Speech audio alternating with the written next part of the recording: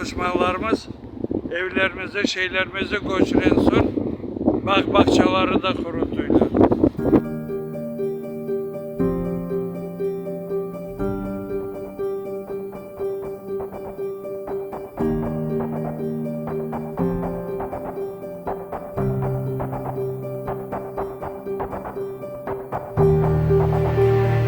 Benim arkamda benim bahçem.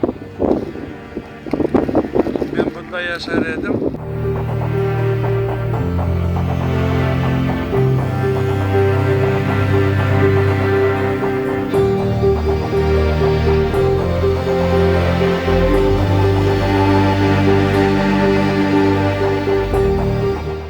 Bir hastahanede olanda düşmanlarımız gelip bu direklerin diplerine zehir septiler, bir şeyler septiler, kurutmak.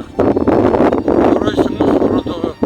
Bunda 115 tane incir direği yakın.